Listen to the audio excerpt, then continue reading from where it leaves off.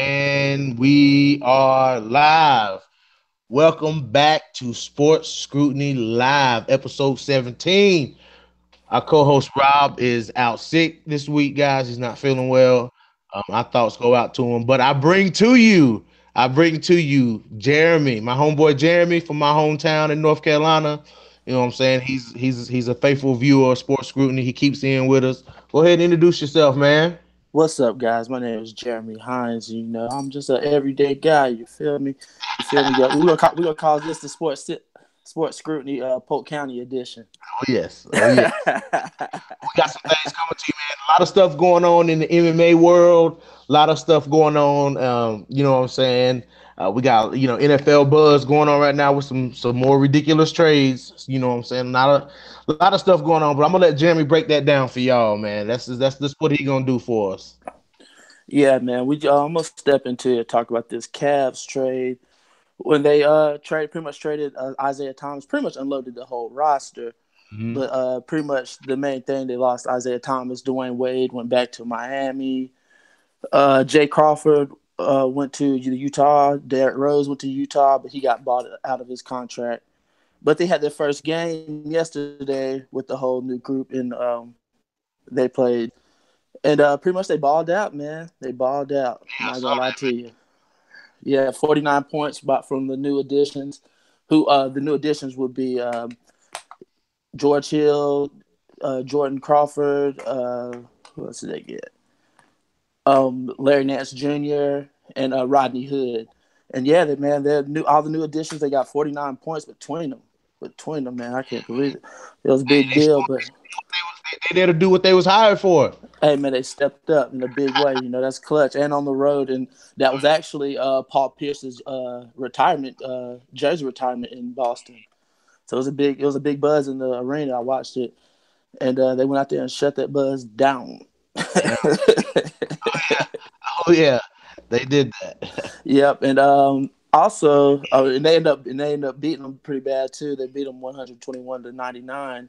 So it was a big thing. And Isaiah Thomas just played his first game with the Lakers, who he got traded to, and had a pretty good showing, 22 points, six assists, but they ended up losing their game 130-123. But he only thing I can say about Isaiah is that he played Cavs as well. You feel me? They Right. I want to say he started off with 19 points his first night in the Cavs, and you saw where that went. And I think that hip is still doing something with him because if you're going to be 5'9" in the NBA, you have to have you're gonna have to be fast, extra fast too, not just regular fast. And when he got that hip injury, that pretty much turned him into an average speed. And when you had the average speed in the NBA at 5'9", you're not gonna be able to do much. You're not gonna be as effective. So So you know how that could go. what you saying that like do you think that players who are below that 6 foot mark, do you think they have to perform more? Like, do you think like they have to just kind of branching off what you're saying, man? Do you think they have to work Uh, extra hard? of That's got course, the of height advantage. course, of course. I would even take it a step further and say probably anybody under 6'2" is gonna have Hmm. to put some. You have to step out. You're gonna have to do something or extraordinary. You feel me? Like you're gonna have to, excuse me. You're gonna have to have something in your repertoire that's gonna you know give you that extra edge that you lose with your size. You feel me? Right, Like right, and most times it's usually speed or right. extraordinary speed. Because once you get taller, that lateral movement is easy. So when you're smaller, you can move laterally quicker. So that usually is their way to go. But once he hurt his hip, he pretty much has like the average NBA player's speed, which is fast, but not fast enough to get what he wants to get a shot off and things of that nature. Right. So it seemed like maybe that all the trades are pretty much did good. For both teams, for everybody. I think everybody pretty much made out well. Isaiah got out of there. Got to go somewhere, get a fresh start, somewhere He needed where it. I think yeah, he needed. for sure, because he just did not fit. It's almost like some players. I mean, sometimes teams just put a bunch of names. Just because you have a bunch of names on your team doesn't mean y'all gonna gel as a team. Almost like in the early 2000s when the Lakers got Karl Malone, Gary Payton, and all them, but they didn't win the championship because the other team was they were the better team. So sometimes all the names don't always make you a better team. That's true. Especially now with these big boy teams, these super teams as they call them now. It's just a fad. That's how I look at it, at least. Right. Yeah, for Bandwagon. sure, for sure. Hey man, you know it, man. I see this bandwagoners every day, man. Every day, every day, man. Golden State. Speaking of bandwagoners, man, there's so many Eagles bandwagoners right now. Where Everybody they come became from? everybody Where became they Eagles. come from? I ain't heard from them. I ain't heard from them. Now my only people I heard, actually had family members from Philly. And that's the only people I know that are true diehard the whole time. But anybody else, man, I'm not. They all over it. You know how that goes. I mean, even with my team, when my Panthers went to the Super Bowl in 2015, I saw seeing people post about my team. That I never saw or never seen at a game or anything like that. So You it know, gets sketchy out there. Fair weather. That goes. That's in life too, not just sports. In life, they want to get on your back when you're doing good. When you're doing bad, they're nowhere to be found. nowhere to be found. Oh yeah. Listen to Jeremy with the life lessons. He with the life lessons. All Hey right. man, message.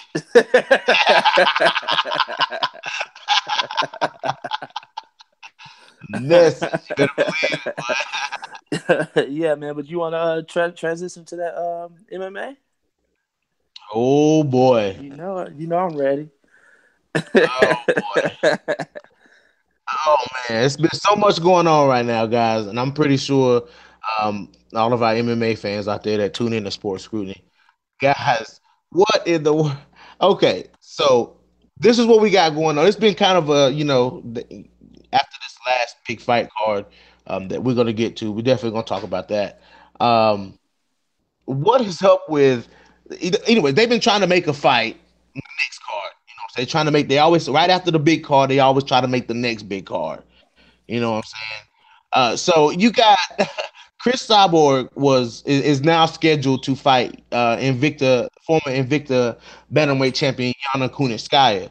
Now, at first, originally, it was supposed to have been Leah Letson versus Yana Kunitskaya, which would have been a fight to watch. As you guys Oh know, yeah. we've interviewed Leah Letson. We know she's a knockout artist, and that would have been the first non-title fight in the featherweight division, women's in the UFC, which everybody's been looking forward to that. But that fight got scrapped.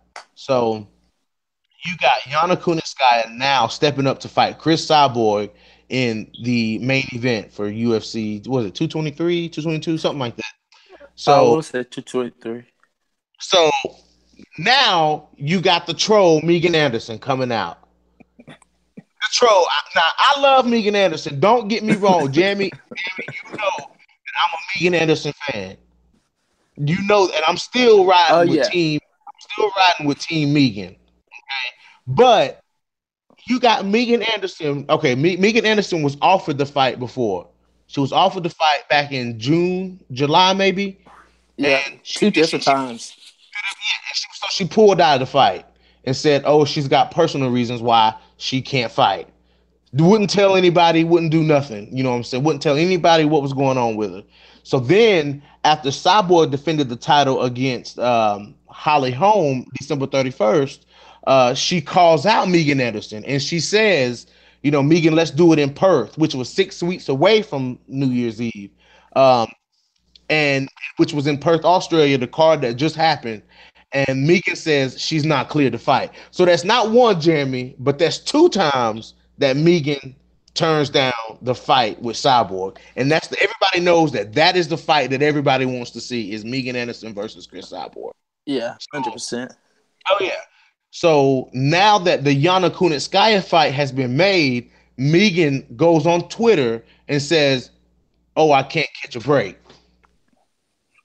So explain this, Jeremy, man. I'm telling you, man. Listen, I've been talking to people about this for 2 weeks straight, and I'm honestly tired of talking about it. I'm gonna let you talk, man. Man, the way I see it, man, that's pretty much would be like if you offered me a job and I turned the job down, but then you give the job to somebody else and then I get upset about it. It's just it's a form almost of wolf tickets. She really doesn't want to fight that girl. I mean, but really, who does? But She doesn't want to, and she knows it's coming. I mean, it's inevitable. They're going to fight. It's The fight, inevitable. Yeah. yeah, the fight is going to happen. But it's real easy to say you want to fight somebody when they have a fight scheduled already. It's real easy. It's real Right. easy there. I can say I want to fight. I can say I want to fight Daniel Cormier right now. I know he has a fight with Stipe. He can't fight me right now. But So Jeremy, this is what gets me, man. This is what gets me. So Megan has her little show, Aussie and Fancy, her podcast that she does with the chick, the announcer from Invicta. hmm Um, and after Cyborg defeats Holly Holm, and retains her title, Megan says on her podcast, I don't know if you caught that or not. She I says did. there's one fight left to make. She said it herself. She said it on her Twitter She, post, and she said it on her podcast. There's only one fight left to make, which is yeah, that's her. uh, I don't think she wants any problems with that girl. And then I believe it's been a toss up as to whether that post that Cyborg posted, the poster of Megan and her for the upcoming UFC event. Some people saying it's fake, some people saying it's not. Uh, when that post Which one? The one for the original one she put it out like a couple months back. Yeah, Yeah, no, the one she put out after with she her beat home, with her and Megan on it. Yeah, yeah, I remember that.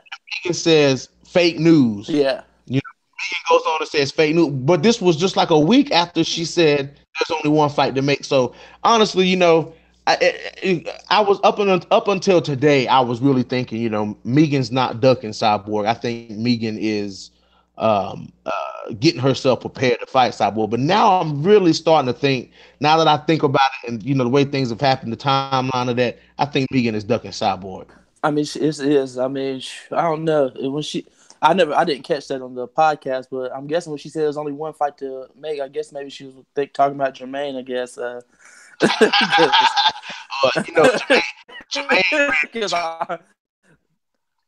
they told Jermaine, hey Jermaine, they told Jermaine, you're gonna be fighting Chris Cyborg next, and she said no. and what he Jermaine, said? no, What he say on Friday? Nope. exactly, no. She got out of there, man. She got out of there. But Has she fought since? no, I Jermaine is don't know. not. Yeah, she had. I mean, She has not MIA. fought. Yeah, she's MIA. But this should be an interesting fight. This should be interesting with Kunitskaya and Cyborg. And the reason I say that is because I mean, of course, Cyborg. The chances of Cyborg winning that fight are very, very, very, very big. But Kunitskaya she's a good striker. She's a good stand up fighter. I watched her when she fought Tanya Evinger. She's decent on the ground. She wasn't as good on the ground as Tanya Evinger, even though she beat Tanya Evinger via submission. She's not as good on the ground as Tanya Evinger. She's good though, and she can roll. But Cyborg is a black belt in Brazilian Jiu Jitsu, so she Yes. has that, and she also has to be careful of Cyborg stand up. Be careful not to get cracked because if you go back and watch the Holly fight, Holly kind of laid a blueprint on how not to get knocked out by Cyborg, which Yeah. Holly used that movement, that lateral movement, and attacked Cyborg from angles, and she had success. She dodged being knocked out. She took some shots, but she dodged being knocked out. So if Yeah. and I think Kunitskaya has a little more power than than Holly Holm. I think she can hit a little bit harder than Holly Holm. So I would say she has a better chance than Holly, as far as if she lands that punch. Uh, and then that leads me to say this too, Jeremy. And I want to know how you feel about this. Uh, Speaking of power, that's I don't understand why Megan Anderson is so weary on in fighting Cyborg because if Megan hits Cyborg, it's enough to make It could be a Cyborg. problem. Yeah, it could be a problem. Exactly, she can create problems for Cyborg. And that's why I don't understand why Megan isn't really trusting her skill set like that. Because if Megan was to avoid the flurry in the first round, if she can somehow in the flow, because Cyborg wants to beat up Megan Anderson. She can taste Megan Anderson's blood. You know what I'm saying? Shark, Like straight shark. she wants Megan Anderson.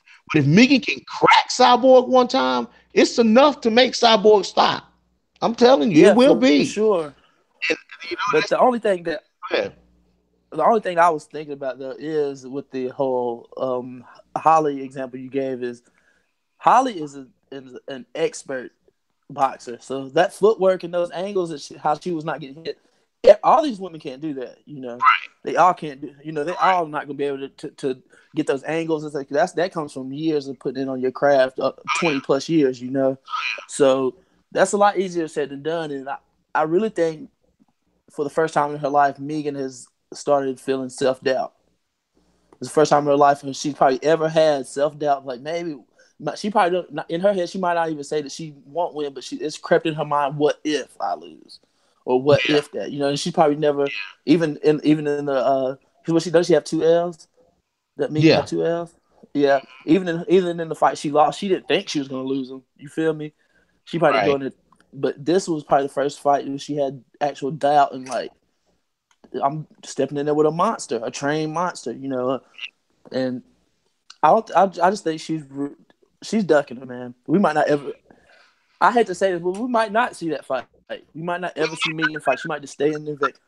I'm starting to think that too. I'm starting to think that too. But the do you think Cyborg is in any way leery of Megan Anderson? Do you think that, like, okay, the way some of these women view, let's say when she beat up Leslie Smith in her UFC Yeah. day, I'm pretty sure Leslie Smith was like, "Oh shit, I'm about to fight Chris Cyborg." Do you think Cyborg has any jitters, knowing that when she steps Um. into the cage with, knowing that when she steps into the cage with Megan Anderson, she's fighting a legit. Feel like this will be the first time that Cyborg walked into a cage in MMA at a disadvantage. You got a girl that's taller, you got a girl that's longer reach, you got a girl that hits harder, and you got a girl that might be stronger than her. Do you think that would shake Cyborg any finally being at a disadvantage? Nah. No. She's just at this point. I see Megan fighting Cyborg after somebody else cracks the puzzle. After somebody else beats her, then I can see Megan wanting to fight her. But as of right now, I mean, why would you? To be honest, why would she have any jitters? Why would she? I mean, nah. I mean that the girl's already shown that she's running. So even if maybe if she would just took the fight off rip when then maybe she could have had some jitters. But after you decline the fight two times, then you're showing that that's how I would look at it. At least I would be like, this girl doesn't want to fight me. Right. She don't want any smoke with me. She don't want to fight. So maybe if, like I said, maybe if she'd have took the fight the first time, if she'd have took it the first time, then maybe she could have had some jitters. But after seeing somebody decline a fight Twice. twice, And then complain about it. yeah, and then complain about it, just making excuses, pretty much. You and you. I mean, I feel like if anything, that made her even more, um, you know, even more I'm trying to think about what I was about to say. My fault, bro. But yeah, yeah. I just think no, she's not gonna be able to. She doesn't have any doubt in her head. No. Yeah. And then that leads me to this next point about Cyborg. You every time that there's something announced or every time Cyborg is trending, you have Misha Tate always criticizing everything that's going on with Chris Cyborg. And now everybody knows that I am the biggest Misha Tate fan. I am the biggest Misha Tate, the fighter fan. Okay, like I love the way Misha Tate fights, but Misha Tate's retired right now. But every time something's going on with Chris Cyborg, you always see Misha Tate this. Misha Tate, says this about Cyborg. Misha Tate says that. But then when you listen to the actual interviews that Misha Tate that she says about Cyborg, she's always talking about Cindy Dandua. You know what I'm saying? Like, because Cindy Her Dandua is her friend. friend. Yeah. You know what I'm saying? And then Cindy Dander was been calling out. Battle Cat don't need to call out Cyborg. Battle Cat got a long way to go before she can get. Now she Maybe did, 2 to 3 fights before she could think she, about fighting her. but Cindy Dander did beat Megan Anderson. Yeah, yeah. I was looking at that earlier when I looked at the thing. When I looked at the thing, she because beat right, Megan. She beat Megan Anderson via submission. oh, she beat her by the choke. She was want to beat her by the rear naked. No, no, Yeah, she has one. She has one decision and one by choke. Um, but she's Misha still Tate, not ready. She's still not ready. Forrest Griffin also beat Shogun Rua, so you know how that could go. but she needs to. I think that Cindy. I think Misha needs. Me. I think Misha's just trying to get Cindy Dandua A shot. a shot. Yeah, And what Misha's gonna do is get Cindy put in that cage with Cyborg, and she and gonna be looking like Misha did when Amanda Nunes got done with her. I'm sorry, Misha Tate. I love you. You my favorite UFC fighter. But Cindy Cyborg rearrange Cindy Dando's face more than Amanda Nunes rearranged yours. I'm sorry. I'm sorry. I'm sorry. I'm sorry, Misha Tate. I hope you come on the show one day. I hope you come live with us. But I'm sorry, I had to say it. You know what I'm saying? So please, Misha, stop. And then she also said that she said this about Megan and Yana Kunitskaya, that the qual, which has got some truth to it, but I understand Misha's one of the trailblazers. I understand what Misha's saying, but it's not for Misha to say. You know what I'm saying? Like, so she was yeah, saying for that sure. the quality of opponents that Yana and Megan have had are not good enough opponents to where Cyborg should be your next fight, which that is true. But I mean, Megan Anderson does have some credible wins on her record. I mean, she beat Charmaine Tweet. You know what I'm saying? She's got some pretty good people on her resume that she beat up. You know what I'm saying? They're not on the level of somebody who should jump right into the UFC and fight Cyborg. But in the same with Yeah, Yana, Yana's got a little bit better of a quality. Like Tanya Evinger and so yeah. on and so forth on her record. So it's good that she's got that. But I just think that Misha needs to just have her baby and chill and let the Yeah, I UFC. was like, that might be the hormones talking. Yeah, you know what I'm saying. Like I love Misha, but Misha need to chill. Let me Go ask you a question. Let me ahead. ask you. So what happened to the Amanda Nunes and Cyborg fight? That was that just never true, or That's was supposedly supposed to still be happening in the summertime. You know what I'm saying? Like it's supposed to be Yana Kunitskaya. Like Amanda Nunes is supposed to fight whoever's the winner of Yana versus Cyborg, which 9 times out of 10 will be Cyborg. So that's kind of what's up in the air right now. But at that time, I think by that time, I think that the UFC would have been unsigned some featherweights because they were gonna yeah, make that. They were gonna make that Leah Letts and Yana Kunitskaya fight. They were gonna make that. So yeah, that lets that Leah Letson is on the UFC's radar. So, I mean, and see Leah's right in. I mean, now. if you follow her social Yeah, media, she's getting in shape. She's training every day. She's working. You know what I'm saying? And Leah Letson says she's not scared to get in there and fight Cyborg because she's not scared of Cyborg. yeah. So, if Leah gets offered that fight, hopefully we can get that interview after that fight if she beats Cyborg, which that would be Hey, nice. That would be real yeah, I saw nice. that one. I saw that one you did. But so here's the thing though: is that if they're not fighting now, when was the last time the 135 belt was even put up? When was the last time she defended her belt? She defended her belt against Valentina Shevchenko the second Yeah, time. yeah, yeah, yeah, yeah. I forgot about that second fight. But but still, when was that? That's got to be put at least 4 or 5 months ago now, right? Yeah, it's been a few months. So, but then by the time they fight, it could be pushing damn near a year. So, True. But see, so at some point they got to put. If you're but not injured, if you're not injured, they got to put. I mean, unless they're just saying that they're trying to let the thing die, because there's some people that they're talking about taking her to featherweight. So if her next fight is going to be featherweight after this one, so that you would say that that fight would be June, July. By the time the bantamweight, you talking about Amanda Nunes?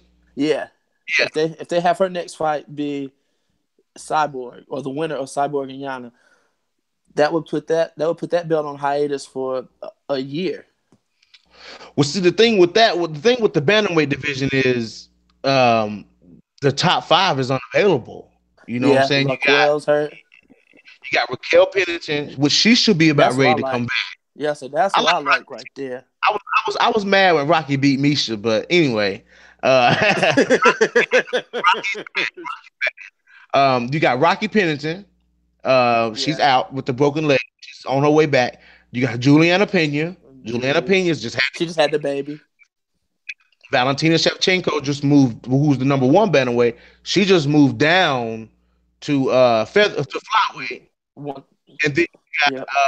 Holly Holm, who's 1-4 in her last four fights. That's crazy to think of, man. Still ranked in the top five. So you got people. What's the big anticipation is the Kat Zingano Caitlin Vieira fight. So Yeah. if Kat Zingano can beat Caitlin Vieira, which Caitlin Vieira is a worthy opponent. Hey. You know, Kat is more than ready. Kat is more than ready to come back. If How old Kat is can, Kat now?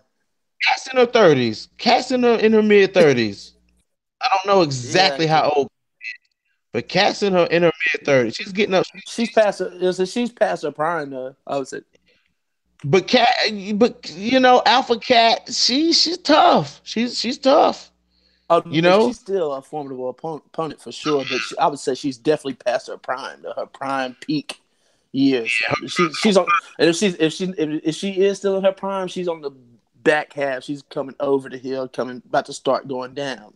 If she is at her prime, she's on this side, come about to start going down. So she have to make that push soon, or start. But think about Cat's the only one to beat Amanda Nunes. Yeah, true. Cat got the W over Amanda Nunes. Yep, yep, yep. So you got so if Cat beats Caitlin Vieira, that'll put Cat's the only other person that can fight for the title right did now, that unless Rocky comes back. did that Amanda Nunes when Cat beat Amanda Nunes, did that fight get her the title shot with Ronda? Or was that after she lost to Ronda? I think that might have been after she lost to Ronda. She got Okay. the title shot. No, that did get her the title shot Yeah, because that's she what I was had saying. when she beat Misha, when she beat Misha, that was the title eliminator fight. Yeah, But yeah. she got hurt after that. So and then Misha, when she was supposed to be coaching the Ultimate Fighter against Ronda Yeah, oh Rousey, yeah, yeah. And Misha walked in last second, and Ronda still with was pissed. yep, that was the shit right. But uh it would be Cat, and then you got Marion Renault coming up against Sarah McMahon. Sarah McMahon's been on a little bit of a losing streak. But if Yeah, Mar- what happened to her? I don't know, man. I just think people kind of figured out Sarah McMahon. Yeah, She's an Olympic wrestler, silver medalist wrestler, but she's been out wrestled by a lot of people. She's been out wrestled by Misha Tate. She got out wrestled a lot. So yeah. people You kind of can't figure, lose at your bread and butter. yeah, but Sarah's gonna get back in it. But when whoever, if Marion Renault beats Sarah McMahon, that's gonna push Marion Renault up and into title contention because that's it. And they'll probably do while Amanda's handling this business with Cyborg. If Cat wins and Marion wins, that might be we might see a Cat Zingano versus Marion Renault for Yeah, whoever the fights. maybe. That'll be a good fight too. That'll be a good fight too. You know what? I was thinking. This is just a thought in my head. I hadn't read this at all, but I could see Ronda doing a solid year in the WWE, right? Okay. After she does like a solid year or so in the WWE, she would be in shape. Not fighting shape, but she would be in shape from doing that, and that would give Misha some time to have her baby, and I could see a grudge match. I can see it. You mean like an MMA grudge match, Yes, of or course. MMA. I can see it. I can see a grudge match. They like money, and I don't think that itch is all the way out of Ronda. She just doesn't want to fight the top level girls who's gonna punch her in her face. But people that are willing to grapple with her, she'll fight somebody like that. hmm? She would do it. Now when Misha retired, Misha said that there's only one fight she'll come back for, and that's Ronda Rousey. I know. That's what made me think of it. So I mean, ooh, that'd be something. That'd be That'd be something. something. Be You got to something. think her name's gonna be back on Ronda's name's gonna be back in the eye for being in the WWE because no matter who she fights, they're gonna Vince McMahon's gonna put their little what they call it title. He's gonna have it on Ronda Rousey. I could promise you that. So her name is gonna be in the eye, and it's gonna get her name buzzing again, like it about not to the same level as it was back in 2012, 2014. Right, But it won't be that level. But her name's gonna be buzzing again. And as soon as right. you get that buzz, she fights out of that little contract, but go for a year and come right back. We'll Come see, right back. man. You know, and Fight Misha. it'd be a money fight. But the third Yeah. time around, what I'm saying, I would have to give it to I had to give it to Misha third time around. Yeah. The reason I say that is because what I'm saying, Misha didn't get the chance to fight Ronda that third time, and that's what Misha wanted. Yeah. What I'm saying, she was willing to wait to fight, but they pushed Amanda Nunes in her face. And then Yeah. Misha thought, I faced tougher opponents than Amanda Nunes, and I'm coming off high off the win off Holly Holm. So Nose Misha, broken. I guess at that point, Misha thought she could take on anybody, and she kind of got in over her head, kind of played reckless with Amanda Nunes. Misha could have won that fight. If Misha would have played it right, she could have won that fight. You know what I'm She saying? But underestimated that girl. Misha, yes, she did. Misha evolved as a fighter after when she went into that match with Holly Holm. Yeah. She Because evolved as a fighter, and I think that she's a that total. I said that put her that was her test. That put her in deep. She got put in deep waters in that one and came out alive. Was that Because not an amazing fight? yeah, because I mean, really, she's getting her ass beat. To be honest, at certain parts of that fight at the beginning, and to weather that storm, that takes something that a lot of people on this earth don't have possessed to weather a storm like that. It takes a lot of courage, to be getting beat up. Because I mean, even anybody, you get hit in your face over and over, you get beat up. I mean, some people just have that, innate ability to weather it, but most people do not. Most people are going to ball up and call it quits. Right, And right. she did it. She did her thing. Yes, she did. So Yes, I think she just took now that Amanda fight too quick. To be honest, she should she have. She should have held that title for a little. Let it chill. She's like, I've been fighting forever. I got this title. Let me hold it down for a few months.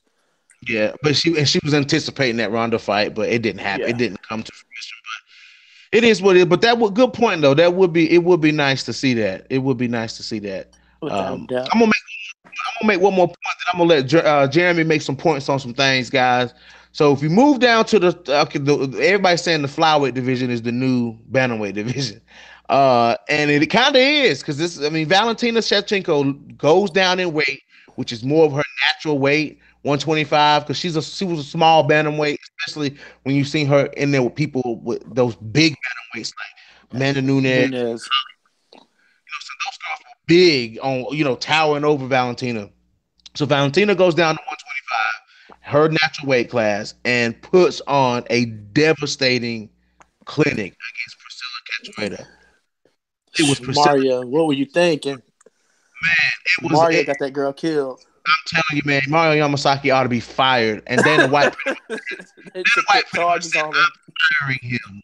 They should put charges out for that man. But I kind of see what Mario Yamasaki, the referee, I kind of see what he was doing because Priscilla Cachoeira she's a worthy opponent. Yeah. She was undefeated in her professional MMA career. She's been in worse situations almost than what Valentina put her in.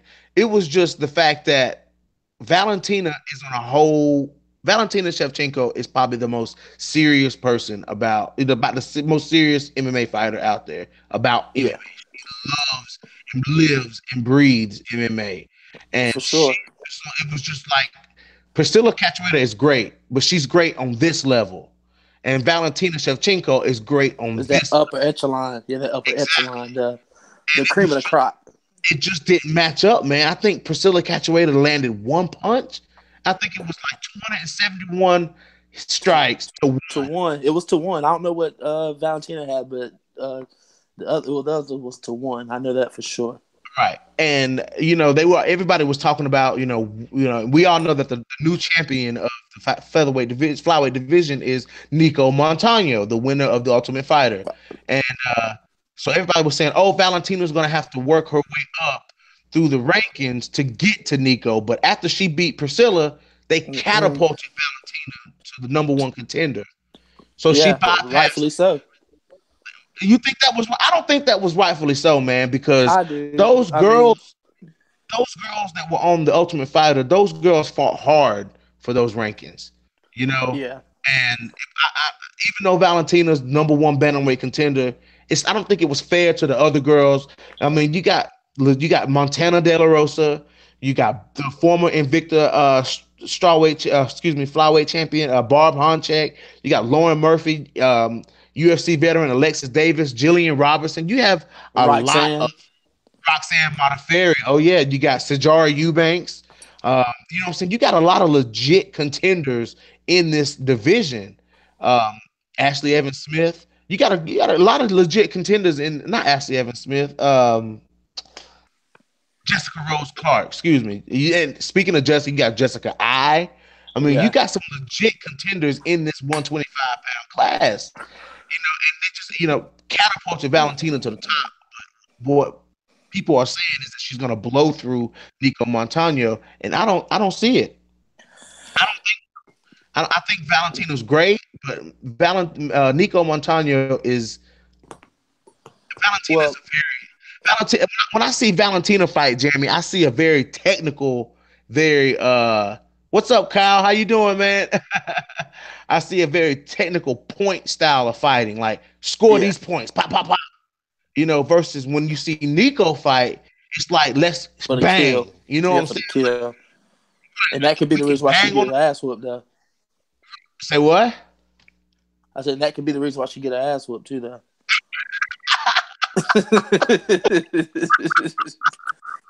That Right? style, that banger style, it could be like fighters' gifts and curse. But back to when you're talking about her getting catapulted. I'll put it this way: if Cody Garbrandt Uh, dropped to 125 right now and fought, I'm not sure what the rankings are men's flyweight, but whoever the one of the top 10 of the let's say that just division. say Joseph Benavidez. Put it Yeah, and like he goes that. out there and he just smashes him. I promise you, he would be number one contender right after that, without a doubt. I mean, But and when that you goes put for it, any weight division. yeah, when you put it like that, you know what I'm saying, like because Cody Garbrandt is the former champion. I guess Yeah, when you put it like that, you see what you're saying. You know what I'm saying, but those girls fought hard for those positions, though they really did. Those girls fought really hard just to be overshadowed by somebody who's already in the UFC, which and that's not even in their weight class. You know what I'm saying? Which I understand. It's Valentina Shevchenko. This is her natural weight class. She was fighting out of her weight class in bantamweight. I understand that, but you gotta put if she's so much better than these girls in this class, then she should fight some of them and prove that she's better than these girls. You know what I'm saying? You understand what I'm I saying? mean, yeah, I definitely see what you're saying, but it's just so much because number one, Nico, how many fights does Nico have? 5 or 6? Yeah, she's something like that. I can look up her official I want record. to say she's 4-2 is what I want to say. Cause I saw him earlier. I want to say she's 4-2. So if anything, Valentina's put in more work than these girls inside the octagon for sure. Right. So you can't really say that she doesn't deserve that spot. I mean, I'm about willing to say that when they fight, Yeah, she's Valentina, she's 4-2. Yeah, that's what I was thinking. I'm willing to say that if they fight, Valentina will be the favorite. For the first time in a long time, the champion will be the underdog in yeah. the title fight if they I fight. would say she would be the underdog. Nico would be the underdog too. But Nico doesn't care. Yeah, She knew that if she won the Ultimate Fighter, she knew that she eventually was going to have to fight Valentina because she knew and she knows that eventually she may have to fight people to the likes of Joanna Young Jacek. or Yeah. Alexis Davis. She's gonna have to fight those girls. You know what I'm saying? Because Nico's got her work cut out for her. If she wants to keep that belt, she's got a lot of work to do. She's got a And lot of work to do. when I look at Valentina and people like Nico, that makes me really think that Paige Van Zant has to go back to 115. I know it's a hard cut for her, but she is not ready for them girls. She is No, not ready for. She got to go back. She's not ready for that weight class. I mean, Rose Clark put a beating on Paige Van Zandt. She put a beating on Paige. put her down, and she's not even the upper echelon of that division. There's there's 4 or 5 girls more than that that could beat her. So Right, and that one, she just like a bigger woman too. She just like the bigger like they didn't even belong. She belonged in strawweight. I think that right, same weight cut that she was having to make, I think all of them are making. I think she just wasn't is not I don't know, mentally strong enough to handle it like that. Maybe she hadn't been through enough in her life to really, and this is all assumptions I'm making, but maybe she just hadn't been through it enough to fight through that adversity of, because cutting weight is the hardest part of the job. I mean, that's the toughest part. So right. maybe she's just not used to that adversity, hadn't really been through that adversity, so that cutting weight is just way harder on her than it is to other girls, because Paige just looked like she was like varsity versus JV. That's what it looked like. It looked like she was just wasn't even in the size wise. Didn't look like she just wasn't even ready to fight anybody in that division. To be honest, she needs to go back. I think really they forced her on us like they did Francis and Gagne.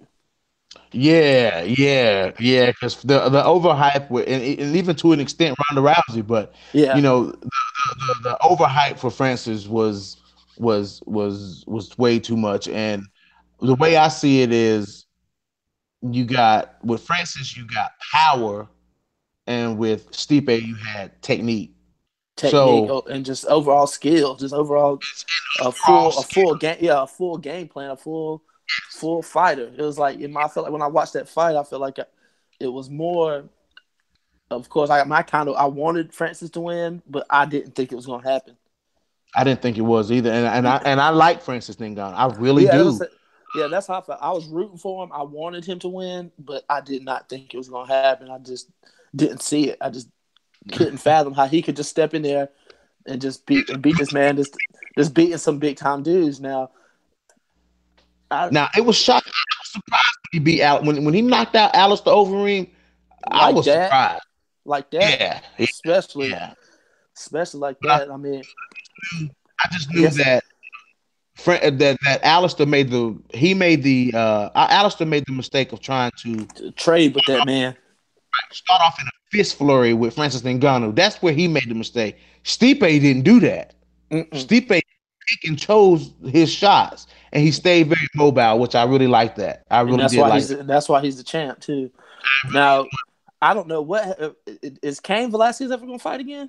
I mean, Well, they're saying Kane's supposed to come back this year, but DC.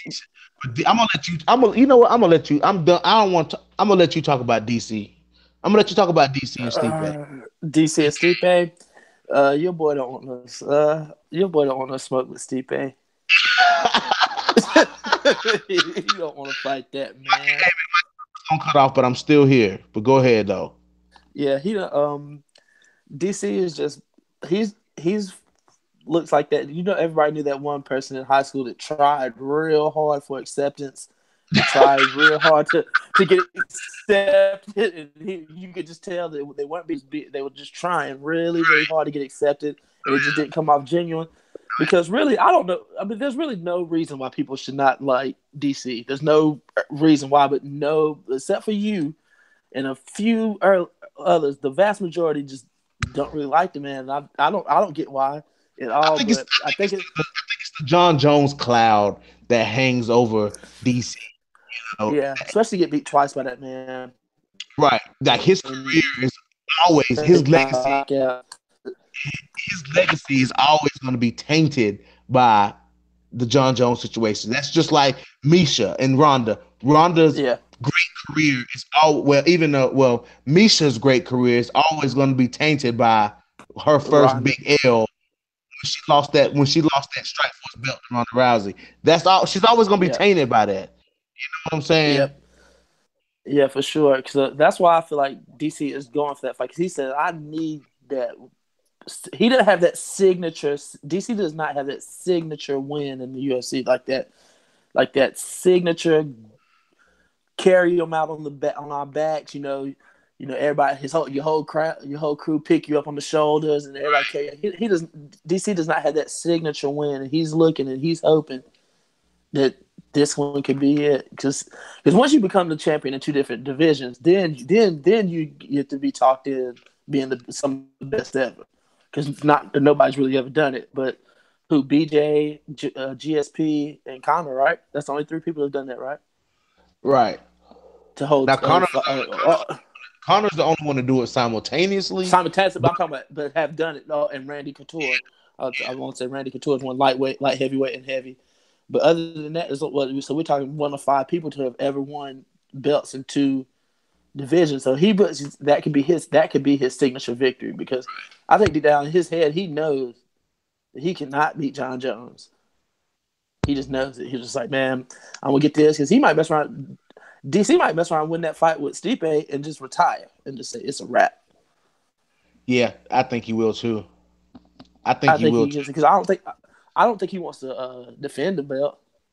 No, because he knows that if he beats Stipe, he's gonna have to fight Kane, and Kane is his best friend. So His he best doesn't friend, yeah, right, he doesn't want to fight Kane, and yeah, he's made it clear. But then he did go on record to say that after he made those statements, and then the fight was offered to him, he did realize, because DC has a very hard weight cut to 205.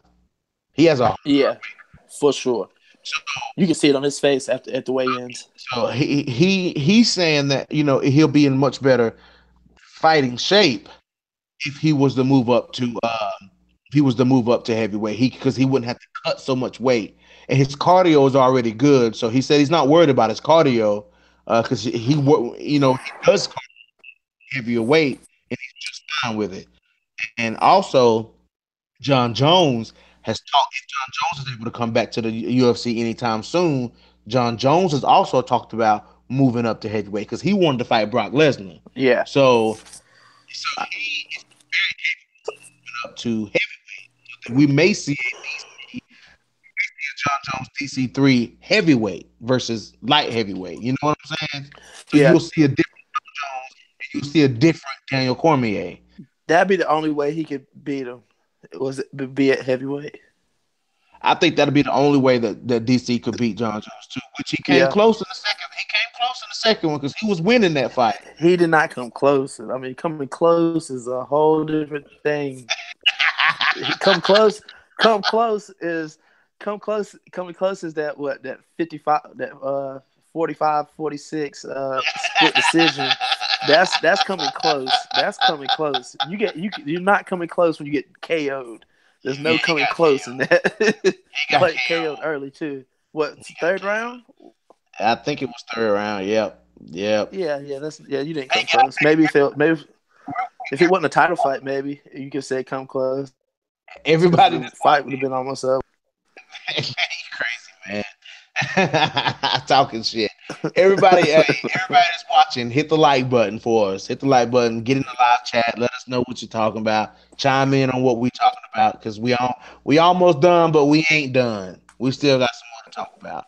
All day. Go ahead. Yeah, Go ahead. I'm gonna let you go ahead with the lightweight division. I'm gonna let you handle that.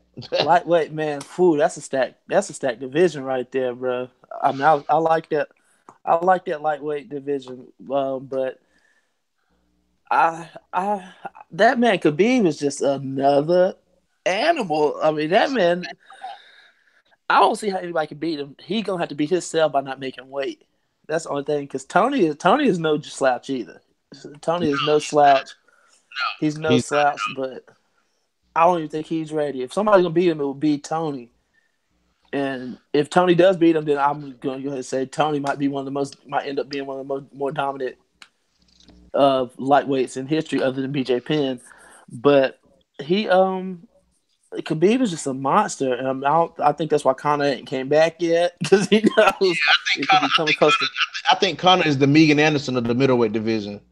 He just because I just feel like Conor didn't really realize that that was the part of his allure. That's what kind of made him famous was just fighting and fighting all these dudes and fighting back to back and calling the fights. And now he hadn't fought in the UFC in almost 2 years. Yep. So he's losing that allure. So he bet. I'll put it this way: he waits all this time. He better win the fight, whoever he fights, because it's not going to be a good look. It's not going to be a good look. If you go back a couple of weeks to the press conference of that fight card with Khabib and Tony, and remember it was Frankie Edgar and Max Holloway, but Max Holloway is injured. Yeah, got hurt. Yeah, stepping in, so we're gonna hit that too. But if you go back and watch that press conference, Dana White made it clear that whoever wins this fight is the undisputed champion. Oh yeah, so that means he's stripped. They officially stripped him. He never would say it, and Ariel Helwani, the journalist for the UFC, with his petty ass, he gonna ask. He gonna ask directly, "Is Conor stripped?" And Dana never would give a answer. So you're talking about the same thing. I don't know how can you be the undisputed champ and not somebody's gonna have to. He's gonna have to strip him, or they're not gonna be the undisputed champ.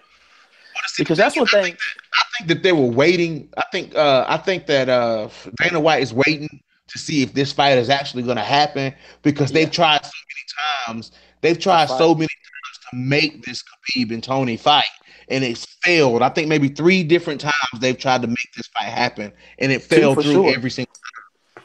Yes. So I think that Dana would. It's just a theory that Dana is waiting till like maybe fight night or to after they both weigh in, and till we know for sure that this fight is going to happen. It's going to happen. Conor McGregor, because Conor can't. I mean, Conor's last fight in the UFC was against Eddie Alvarez. I mean, that was 2 years ago. Eddie's back in title contention now. You know what I'm saying? Like Eddie, he's ready to fight. Gaethje. Yeah, he put a whooping on Justin Gaethje. He put a whooping on Justin Gaethje, and it was good to see that Eddie Alvarez back. If that Eddie Alvarez would have fought Conor McGregor, it would have been a different fight. He was shook in that fight. I'm going to tell you, the lights were just too much. It was just a little too much for him. He just was not ready for that. It was just too much limelight for him. He didn't fight his game plan at all. He just had disregard to his game plan and just went out there and just tried to fight him like as if they were on the street or something. Like just went in there and just start fighting. So, but I feel like Dana also is pulling a tactic to where he feels like if he strips Conor might not ever come back. I feel like he thinks that too. I feel like he feels like if he strips that man from the title, he might not ever fight again in the UFC. I feel like he thinks that, and he did make $100 million though. Yeah, but he made $100 million fighting Floyd. Well, Floyd putting up posters of him throwing nasty elbows at Conor. You see what Conor wrote back to it? No, I did not. You're gonna have to tell me. You have to fill me in, man. For his post up, he's throwing the elbow on Conor, and then Conor puts back up a post of him hitting Nate Diaz with the elbow and said, "This is a elbow in a real fight."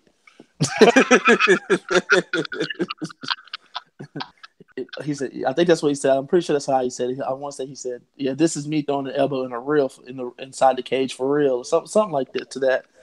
But yeah, man. All in all, that lightweight, that might be the most stacked division. For the longest, it was light heavyweight for a long time, but now it's that lightweight. That lightweight division is just stacked to the utmost. So what do you think is next for the welterweight division? Well, they're in talks. They're talking about that Tyron and Nate Diaz fight because really and truly, if somebody has to be next, it would have to be Stephen Wonderboy Thompson. But they're not going to fight the show. They're not going to put that on a pay-per-view again. Not now, at least. They have to wait a little bit. But Wonderboy is not going to be able to fight him again for a minute. I think he even knows that. So, with that being said, man, I don't know, man. Connor might need to try it out, man. I'd like to see GSP try it out. I'd like to see that. What's Buddy's name that fight? What's his I name? couldn't. What you said. Ben. What's the guy's name that used to fight in Bellator? He used to fight in Bellator. Ben. Ben something. Ben Erickson. Ben Erickson. Ain't that his name? Yeah. Yeah, I'd like to see them try to get a deal done with him, but I think they have some kind of beef going from talking trash and stuff. Dana and Ben do that is. But speaking of this, that lightweight, one thing I want to see the UFC get rid of, or not maybe not rid of, but not do it as much. These interim belts just got to go. Just fight if the title's not up for grabs, just ain't for grabs. Just give it, make it give them the money, like maybe give them the money. Like I'm tired of these fake champs, these interim belts, this and that. If it's either for the belt or not, it's either for the belt or not. We're not going to just keep doing this to try and take money out of our pockets, so Right. you can call it, a title fight. Right. These interim belts just got now. Now I can see maybe like how Connor is. He's been without the he hadn't fought in 2 years. So then maybe you could try an interim belt, but really at that point, just take the belt from them. If you feel like there's a need to take it, unless they're injured and injured for a long time, it should just be over. These interim belts are just too much, man. Every week, not every week, every month or two, somebody's fighting for an interim belt. I'm like, man, who cares about an interim belt? Because as soon as the next fight comes up, when they fight the champ, the first thing the champ's gonna say is that's a fake belt. So if it's a fake belt, don't even put it around the damn waist. It just doesn't make sense. Right. And then you got Tony Ferguson. Oh, I'm the champ. I'm the champ. I'm the champ. Yeah, you're the champ, but you're not the champ. You're You not know. the champ. You're not. It's not real. It's not real. It's make believe. And see It's this make believe. leads me to this Yoel Romero and Luke Rockhold. Woo! Oh my god! Oh my god! Please tell me You know, I about saw, that. I saw it, bro. And I kind of felt like that was gonna happen, man, because every single fight that Luke Rockhold fights, when he gets flurried, he leans to the left. He leans when he's getting attacked, he leans to the side and he's wide open. Luke Rockhold is a very skilled fighter. He's Yeah, good on the ground. because He's the he's with former. AKA too, right? Oh yeah, he He's with is. AKA too. He's from. He was the former the former Strike Force Strike Force. champion. He was also the former UFC champion. He's championship material, but it's little mistakes that he made. Like he got knocked out by pillow hands. Michael Bisping knocked Luke Rockhold out. Of all people, Michael Bisping knocked him out. I don't think Michael even thought that was gonna happen. I didn't think he did either. He was fighting a great fight against Yoel the other night. It was a fantastic fight. But I knew it was coming because Yoel was pressing, and that was supposed to have been for an interim belt, but Yoel didn't make weight. make the weight, yeah. Even though it was a short notice fight, he really didn't seem to care. He didn't get a lot of flack for it because he was called. That's a big man. He was called 2 weeks before and asked to make Yeah, weight in 2 weeks. yeah, Do a yeah. full fight, do that in 2 weeks. And he beat him. He beat him, and I was happy that he beat him because Luke Rockhold Beat talked. the break. Yeah, he beat the brakes off that young man. He did. Yeah, because And it was a good fight. Though. It was a good fight. And also for who was the co-main event? I'm having a brain fart right now. Mark Hunt, the other guy's name, but Mark Hunt got his ass whooped too. Mark Hunt. Oh, Curtis Blades. Curtis Yeah, Blades. yeah, that's the bro's name. That Curtis might be Blades. who destroyed, bro. He destroyed Mark Hunt. Mark Hunt. He's the oldest fighter on the UFC roster. Yeah, he's like 44 years old, right? Yeah, like 43. He's the oldest fighter on the UFC roster. Maybe he should. Maybe Mark Hunt should think about hanging it up. And I thought he was going to retire after this fight because he took his gloves off. Right after the fight. Usually they lay their gloves in the middle of the octagon when they retire, and he didn't. I was like, Mark Hunt still trying to fight. Like, He says he wants to you know, fight 3 more times. Well, they had the big speculation after his last fight that he had said he was, uh, he was losing his memory. Thank you, Holden. What's up, man? I'm glad you're in here, dog. Thank you, man. I was glad. He had the article come out about how he was losing his memory and slurring his words. Memory, yeah. And they told him he couldn't fight. And now he raised enough hell. They let him fight, and he get in there and got destroyed. He needs to Ran just chill. through He needs to just chill. Like Mark Hunt needs to go back to Australia. What I'm saying? He needs to go and chill forever. and go holler find Iggy his ass somewhere. You know what I'm saying? Or talk Megan into fighting.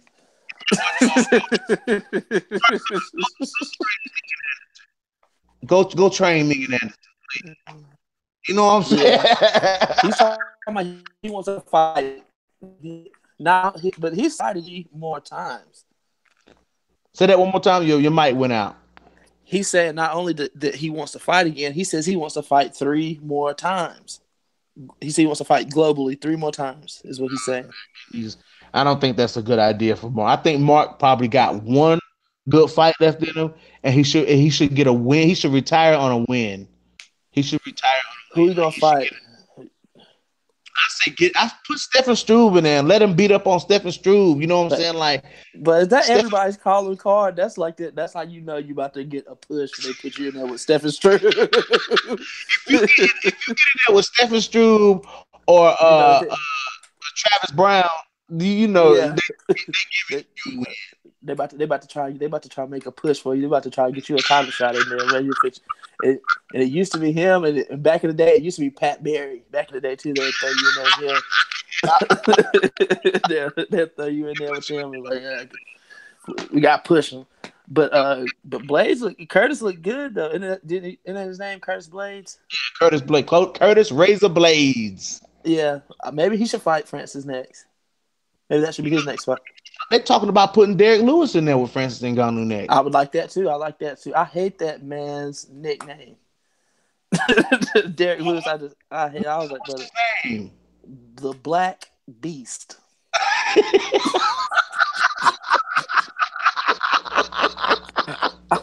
I'm like, bro, you really could come up with nothing more original. No, That's what you went. I forgot that was his name, man. really forgot that was. Somebody's got to get that name taken off. I just go by Derek Lewis. Go by your government. You talking about the Black Beast. I'm like, bro, you that's what you went with, bro. Of all things, man, you could have been so much more than that. But did you see I forgot how to say his name, man. He's from Australia. He fought on the Australian card. Tarbusa. No, but I saw the talk about it, but I did not see the fight though. That was a good one. He got a good fight. Damian Brown lost his fight to you guys know we interviewed Damian Brown. Go check out that interview. We hoping to try to get Damian Brown back on as well. But Damian Brown lost his fight to Dong Young Kim. It was a good fight. Damian stayed in there with it. He really did. I kind of thought it was looking more even till you got toward the end of the middle of the third round, and then Dong Young Kim had some success with his stand up. I mean, he was catching Damian Brown. Damian looked a little slow. Damian definitely looked a lot better when he fought Frank Camacho. He looked a little slow.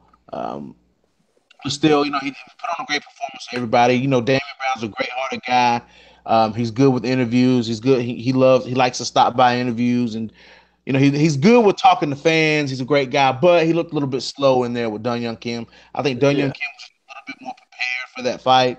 But hopefully we see Damian get back in the octagon and get some wins under his belt, because he's definitely a great guy. He would make a great champion too. for sure. So, but Did did you see last week where Cody Garbrandt was trying to get in on that Frankie Yeager fight? yeah, I did see that. I actually did see that. I don't think that would have been a good matchup. I think that he's just trying to get. He's trying to. I think Cody Garbrandt is just trying to be relevant again, because I Yeah, think he's still embarrassed that he lost to TJ after TJ. talking all that. Yeah, after all Yeah, that talk, because TJ. they try to get that fight going too. They try to Yeah, replace to replace it with TJ versus Cody 2, and TJ was like, no.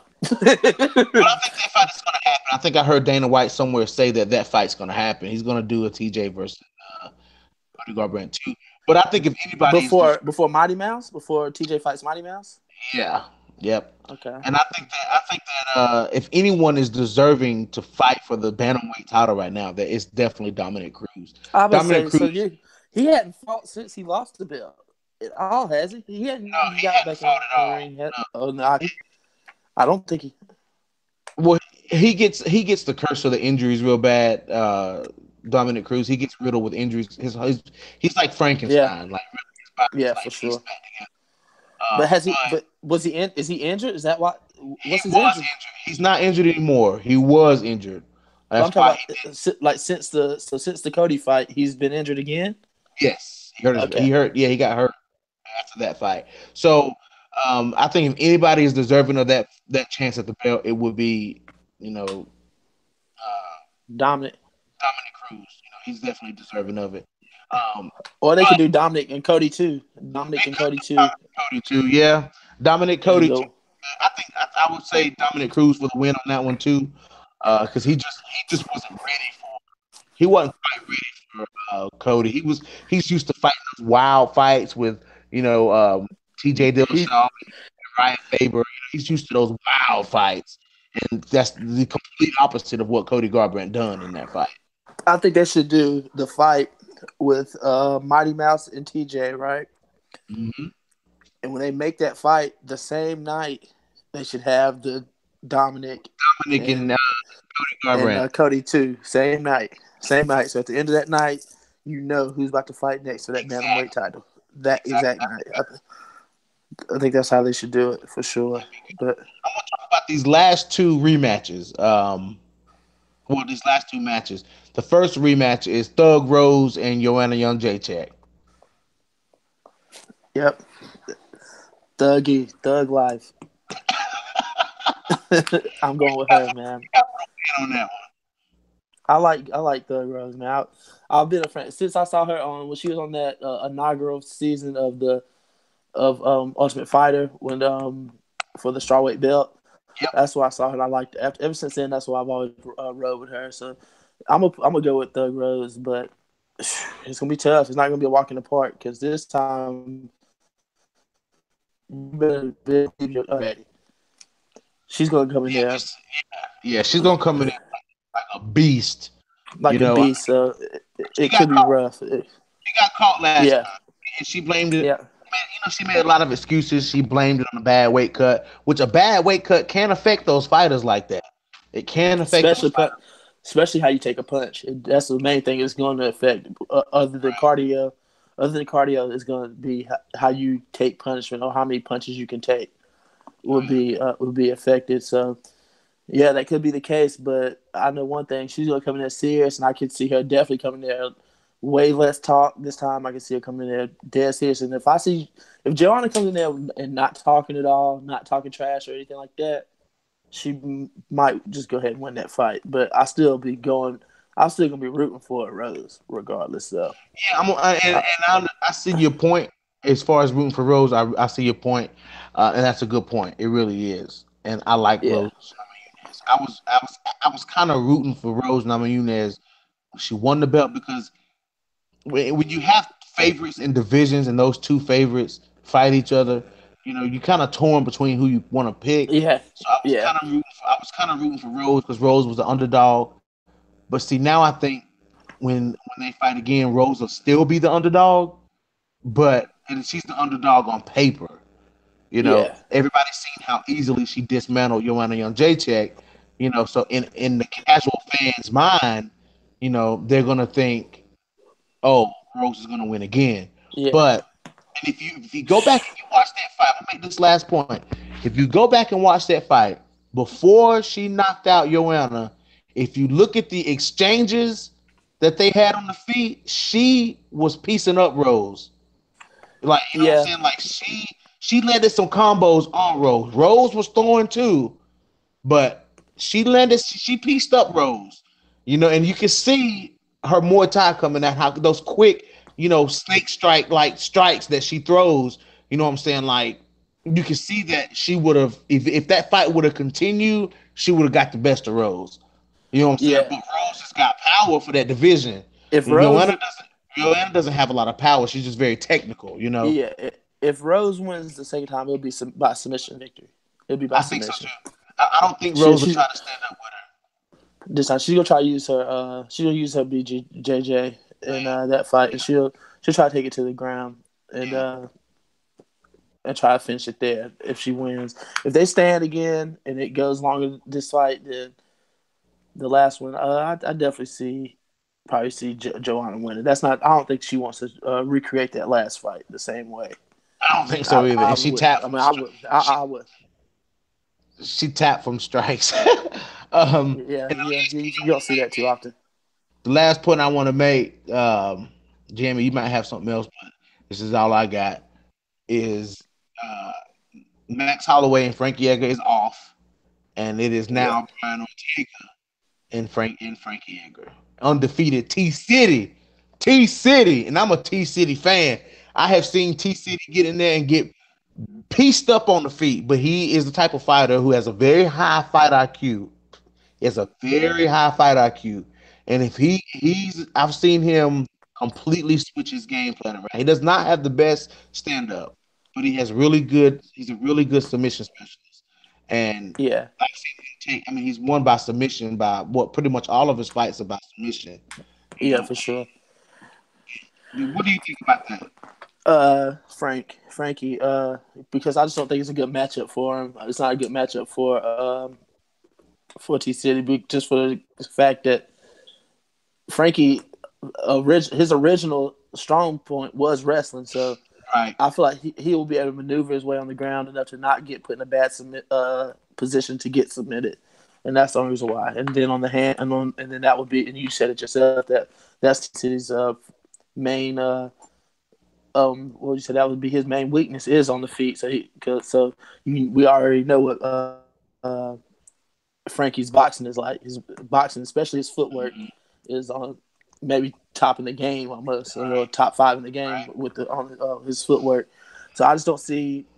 I mean, pretty much, I feel like anytime you go and you see somebody and you watch a fight, this is a rule of thumb I usually use, is when you see somebody go into a fight and they just have one way that they could possibly come out with the victory, usually it's not going to be a good look for you. right, The person that right. usually wants to fight, you could be like, well, he could get him here, he could get him there, and sometimes sometimes you're wrong.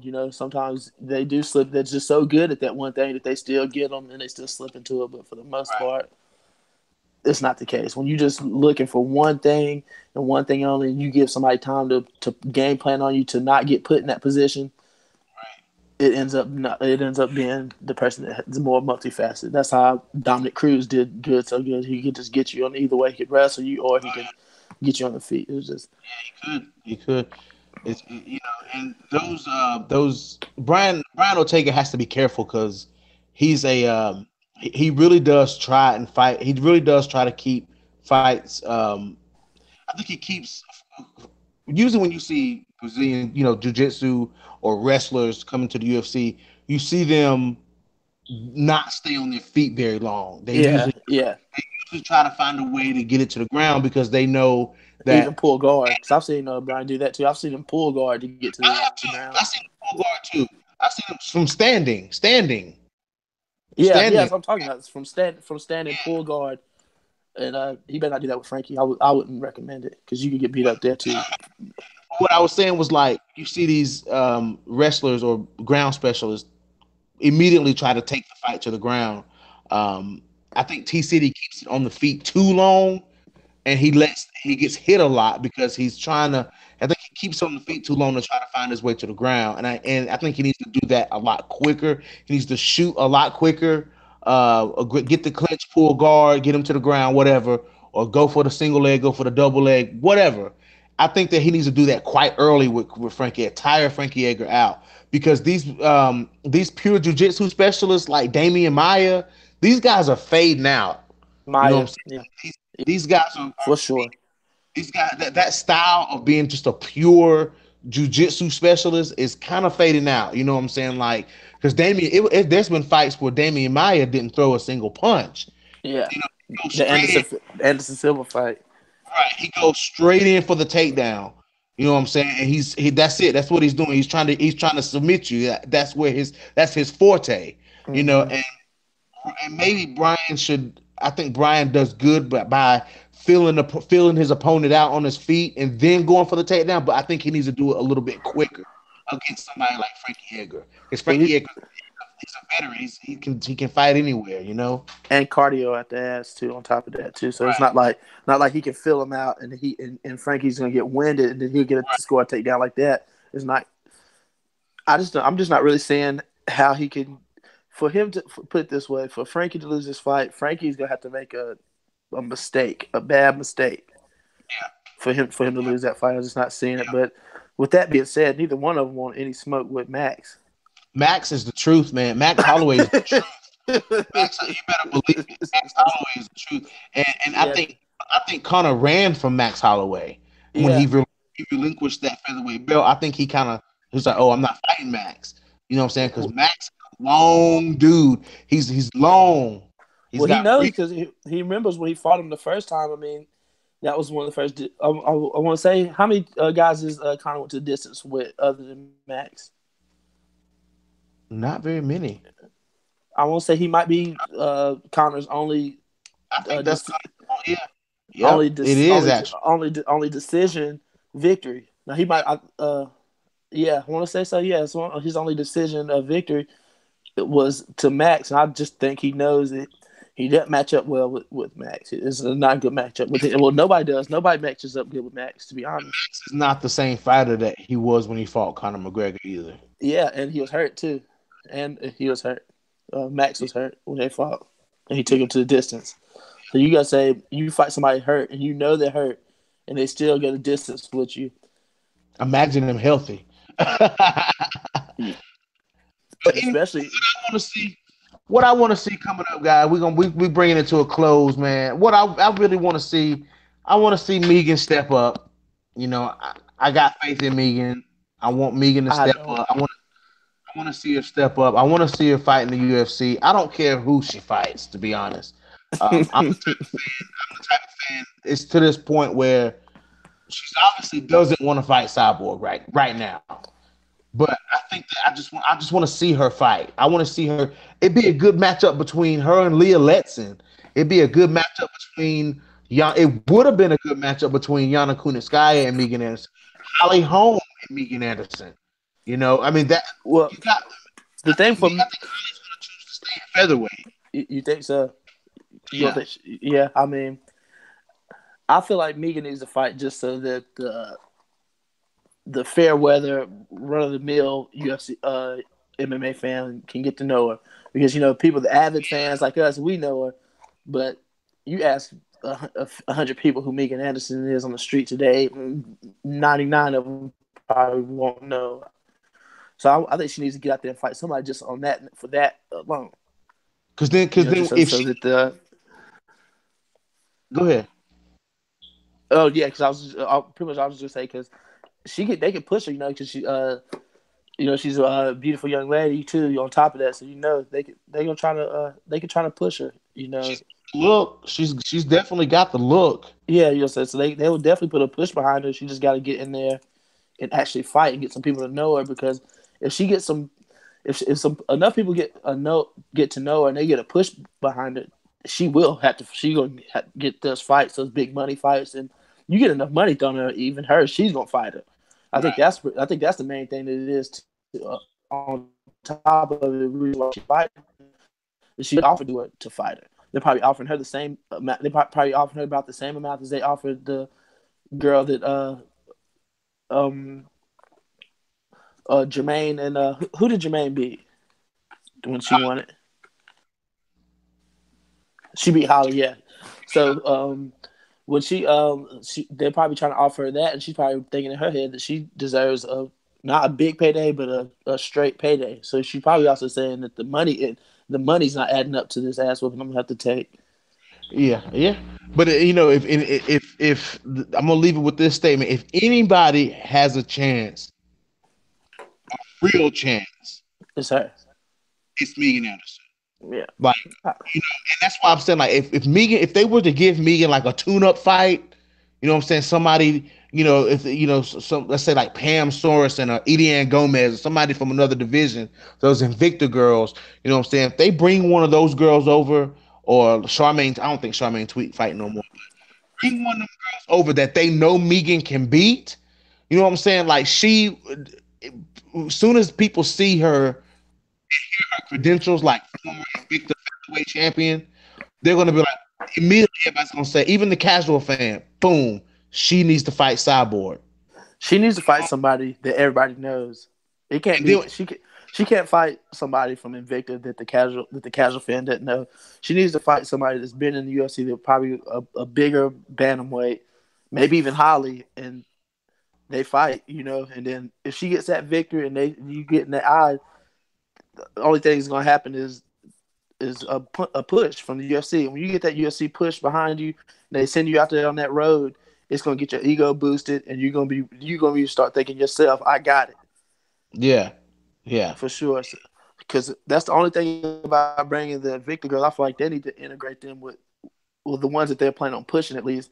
They need to integrate them with people that have already been out there in the UFC in the octagon already, just to get their name out there. That's just my thought on it, though. yeah. Man, Mika's gonna have to get it. She's gonna have to put herself out there. I mean, she's either gonna have to For jump sure. she's either gonna have to jump in there with Cyborg. She's gonna have to do something, you know.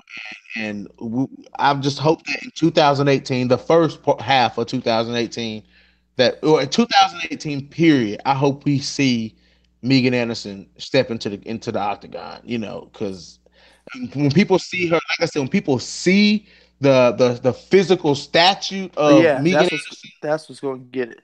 right, and especially if she goes in there and let's say she goes in there and just knocks somebody out. Think It's a about if it's Holly. Think right, about if she goes in there and knocks Holly out, and Holly just gave Cyborg the best test she's had. If she goes out there and just knocks her out, the push is gonna go through the roof. right, and everybody's gonna be riding on the Megan Anderson train. You know what I'm saying? That's why I really think you know I don't think they should throw Megan in there with Cyborg. I mean, because Kiana Kuniskaya has a little more experience than Megan Anderson. Megan Anderson only been doing MMA for like 5 years, Yeah, so now Yana Kuniskaya has way more. She has way more credentials than Megan. She just doesn't have the athleticism and the power of somebody like Megan Anderson. You know what I'm saying? But as far as skill, she could win. Yana could win this fight on skill alone. You know what I'm saying? If she was to play her cards right, she could win this fight on her skill set. Like yeah, if she has the right game plan, Megan can go in there and throw a reckless right hand, clip Cyborg. You know what I'm saying? If she and clips her, at least drop her. right? If she drops Cyborg one time, this fight switches. You know what I'm saying? But y'all Yep. just gonna have to stay tuned with Sports Scrutiny. You know what I'm saying? We're gonna try to cover all this stuff. Guys, listen, everybody watching, give a thanks to Jeremy for coming in here tonight and filling in for Rob. Rob is sick, guys. Keep him in your thoughts and prayers. He'll be back with us as soon as he gets to feeling better. Um, but thank you guys. Show real thanks to Jeremy for coming in with us, filling in, giving us his thoughts. This is his first time here. We'll definitely hope to see him back. Hope he'd be more than gracious to come back and do another segment with us. Really, No doubt. really appreciate you coming in tonight, man. Oh, thank you, man. I had fun, man. I had fun. It was good talk. I like that barbershop shit talk. Oh yeah, man. Oh yeah. Well, guys, that's it. We out. We done, man. Thank you, guys. Of course, share, like, subscribe, tell your friends, tell your family, everybody come in. We're trying to make this thing big. We're trying to do well. Kyle in the live chat, Jeremy says, "Well done, well Thank you, done." bro. Thank you, bro. Thank you. We're gonna try to, guys. I've been working hard, working very, very hard to try to get y'all our next interview. I got a few people on our radar. A couple defensive linemen from the Philadelphia Eagles. trying to get a couple of them to come in. Also working on a couple more fighters, of course. Trying to get them to come in and talk to us about what's their next move. Y'all just stay tuned with us, and we'll be back with you next time. Peace out.